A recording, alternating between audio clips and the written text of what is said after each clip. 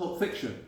Yes. Yeah, can you remember what the passage from the Bible that's used in that film is? It's at the start and towards the end as well. That's it, Ezekiel 25:17, except that it's not actually, they kind of made it up. Anyway, in this poem, Ezekiel has been to see the film Pulp Fiction. Yes, I am Ezekiel, and yes, I have seen Pulp Fiction.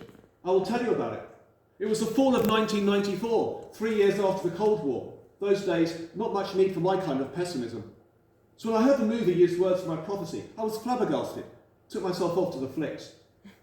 I would guess at least one of you here can mimic some of the scene. Samuel L. Jackson and John Travolta stroll into the apartment of Brad, a nervous young man who's double-crossed the gangland boss.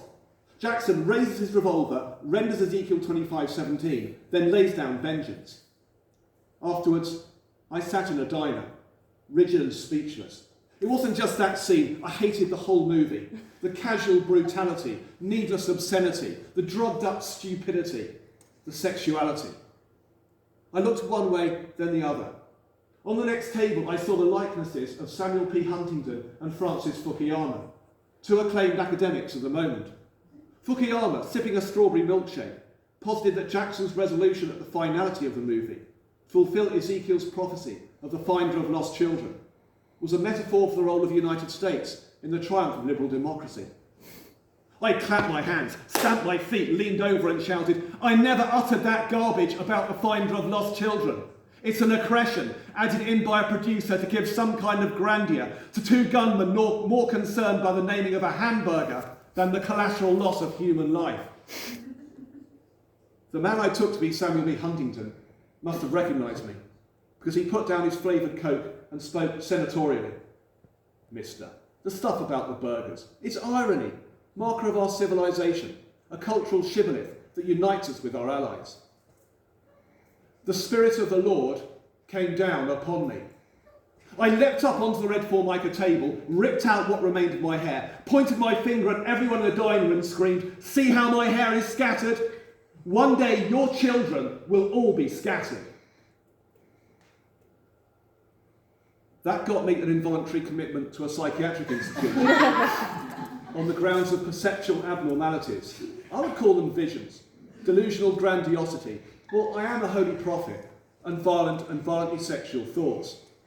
These days, when I open the Bible and read what I wrote, I can understand that concern.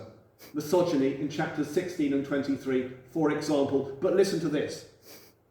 My country had been conquered by the world's first superpower. I had witnessed all the horrors of war. You should not need me to remind you what those are. Then, transported to a foreign land, I'd been made to kneel before gods that were not my gods, and to sip on a culture that I found ridiculous. Of course I had dark thoughts. Last week, 30 years later, I watched Pulp Fiction again, in my apartment on a personal computer. Now that I've lived in Babylon so long, swallowed so many antipsychotics, I can laugh at the humour. Harvey Weinstein was one of the producers. I was told by the people in the hospital that I may not actually be Ezekiel, just someone who's anxious about changes in world power and his own potency. I hope we can keep our freedom of speech, rule of law and democracy. But reopen Brad's apartment door and their dry bones